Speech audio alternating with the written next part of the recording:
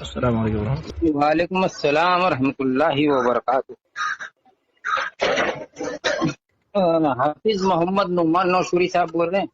جی جی، میرا نام اسماعیل ہے، ممبئی سے بات کر رہا ہوں۔ جی وہ کل عبداللہ صاحب نے شاید آپ کو فون کر کے بتا بھی دیا تھا میرے بارے میں۔ نہ ایسے تو ذہن میں نہیں ہے، آپ فرمائیے۔ وہ اصل میں 3 سال پرانی آپ کی ایک ویڈیو دیکھا تھا، ایک اہل حدیث کے ساتھ یعنی آپ کی گفتگو ہو رہی تھی تقلید شخصی کے اوپر۔ ارے ہاں، ہمارے دیار میں انہیں غیر مقلد کہا جاتا ہے۔ نہیں ٹھیک ہے، ویسے تو غیر مقلد امام ابو حنیفہ بھی تھے۔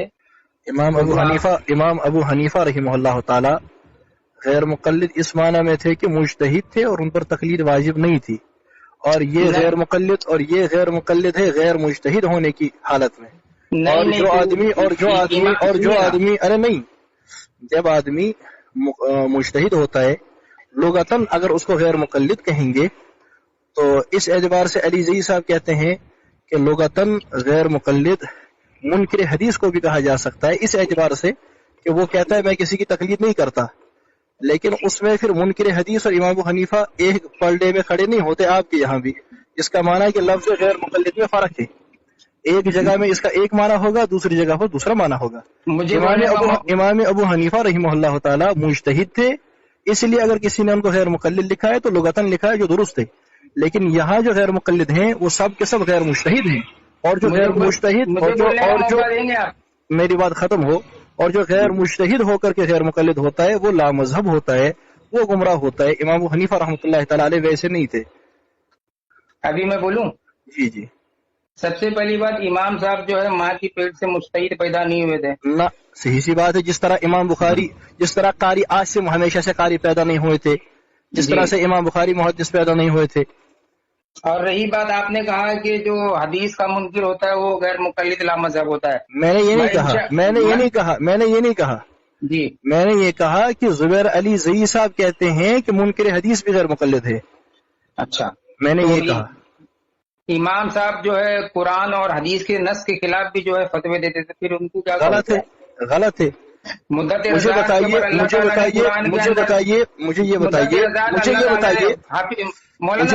تو بولنے کا موقع دیجیے، میں آپ کی بات خاموشی سے سن رہا ہوں، آپ نے ایک بات بولنے کا موقع دیجیے۔ آپ نے جو پہلی بات کہی اس کا جواب دے دوں، پھر دوسرا سوال فرمائیے گا۔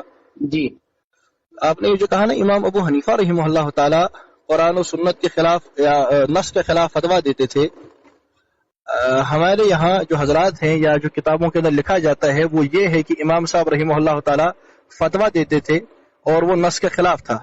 تو اس پر میں پہلا سوال آپ سے پوچھتا ہوں، آپ کا نظریہ اس کے بعد امام صاحب کے متعلق کیا ہے؟ کیا امام صاحب جان بوجھ کے دیتے تھے یا امام صاحب تک وہ نص پہنچنی ہوتی تھی اس لیے دیتے تھے؟ کیوں دیتے تھے؟ کیونکہ میں امام صاحب کے تعلق سے جتنا بھی، میں خود حنفی پہلے رہ چکا ہوں، الحمدللہ میں حنفیت سے توبہ کر کے اہل حدیث ہوا ہوں۔ جس طرح سے آپ کے یہاں سے اب توبہ کر کے لوگ منکر حدیث اور مرزا علی کے پیچھے جا رہے ہیں، میں جواب دے رہا ہوں آپ کی اس بات کا کہ ہاں، تو امام صاحب نے جو نص کے خلاف فتویٰ دیا ہے تو میرا یہ نظریہ ہے کہ وہ قرآن اور حدیث کے علم سے یتیم تھے۔ اچھا ٹھیک، اس کا مطلب دیکھیے کہ امام ابو حنیفہ رحمہ اللہ تعالیٰ تک آپ کے بقول نص نہیں پہنچی، اس لیے انہوں نے فتویٰ دیا اس کے خلاف، ہے نا؟ نہیں، نص پہنچنے کی بات نہیں ہے، میں کہہ رہا ہوں کہ امام صاحب قرآن اور حدیث کے علم سے یتیم تھے۔ اللہ تعالیٰ نے سورہ بقرہ کے اندر صاف فرما دیا ہے کہ چلیے یہی بات 2 سال ہے، مائیں اپنے بچوں کو جو کامل 2 سال دودھ پلایا، اور بابا چلیے یہی بات، کہتے ہیں کہ مدت 2.5 سال ہے۔ ٹھیک ہے، یہی بات ہے نا؟ ٹھیک، یعنی آپ کے یہاں امام ابو حنیفہ رحمہ اللہ تعالیٰ کتاب و سنت کو جانتے ہی نہیں تھے، ہے نا؟ نہیں، یہ تو محدثین کی بھی بے شمار جرا ہے، لیکن میں کہتا ہوں کہ ارے بابا میں اللہ کے بندے ایک بات تو کیجئے، میری بات سمجھیے، یعنی یا ہاں یا نہ کہیے، یعنی آپ کے یہاں امام ابو حنیفہ رحمہ اللہ تعالیٰ تک کتاب و سنت کا علم یہ نہیں پہنچا تھا، اس لیے انہوں نے اس کے خلاف کیا۔ میں اپنی بات کر رہا ہوں، اپنا مطالعہ کر رہا ہوں، میں پوری جماعت کی طرف سے جواب نہیں دے رہا ہوں، آپ کا یعنی آپ کی ذات کی بات کر رہا ہوں، ٹھیک ہے؟ آپ کے یہاں امام ابو حنیفہ رحمہ اللہ تعالیٰ تک یہ نہیں پہنچا تھا، تو اس پر مسئلہ یہ ہے اب جس تک قرآن کی آیت پہنچی ہو اور صحیح حدیث پہنچی ہو اور اس کے بعد وہ اس کے خلاف کرے، وہ تو اس سے زیادہ بڑا مجرم ہوگا نا؟ میرے بھائی ہوگا نا مجھے بتائیے نہیں، ارے وہی کہہ رہا ہوں، अरे बाबा बताइए ना, अच्छा इसका बात बताइए ना, उनको पता था। एक बात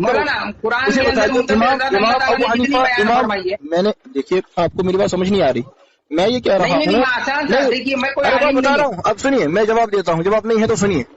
मैं ये कह रहा हूँ कि आप एक बात कर रही है, या ये कहिए इमाम अबू हनीफा जानते थे फिर भी उसके खिलाफ कहा, या कहिए इमाम साहब नहीं जानते थे। मैं नहीं जानता ना कि उनके दिल में क्या था, वो तो अल्लाह ही बेहतर जानता है कि उनको। अभी आपने क्यों कहा, फिर आपने अभी ऐसा क्यों कहा, फिर आपने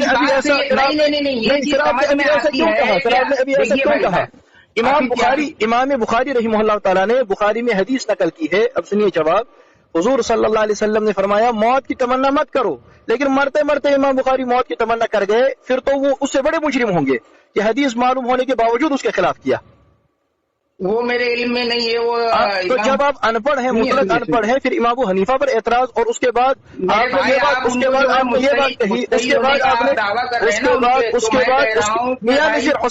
मियां नजीर हुसैन लिखते हैं इमाम अबू हनीफा मुजतहिद थे, मालिकिया कहते हैं इमाम अबू हनीफा मुजतहिद थे, अहमद बिन हनाबिला कहते हैं आप मुजतहिद थे। आपके मुजतहिद होने पर उम्मत का इज्मा है। इमाम अबू हनीफा का मुजतहिद होना, इमाम अबू हनीफा का फकीह होना, इमाम अबू हनीफा का मुजतहिद होना उम्मत के इज्मा से साबित है। और इज्मा के मुतालिक सुनिए ना, हदीस से साबित करता हूँ, हदीस सुनिए, आपको क्या सुनो, हदीस सुनिए। फरमाया रसूल अकरम सल्लल्लाहु अलैहि वसल्लम ने, आपने फरमाया लन यजमा अल्लाहु हादिहिल उम्मत अला दलालति अबदा, अल्लाह ताला इस उम्मत को गुमराही पर ये जो है जमा नहीं फरमाएंगे। मुस्तदरक हाकिम के अंदर सही सनद के साथ रिवायत मौजूद है। पता चला उम्मत का इज्मा जो होता है वो मासूम होता है। जब किसी चीज पर इज्मा हो जाए तो वो चीज बहस से खारिज हो जाती है। इमाम आजम अबू हनीफा रहिमहुल्लाह ताला के मुजतहिद होने पर उम्मत का इज्मा हो चुका है। अब आप जैसा इकरारी अनपढ़ उसका इनकार करे तो ये सिवाय जलाल के कुछ नहीं हो सकता।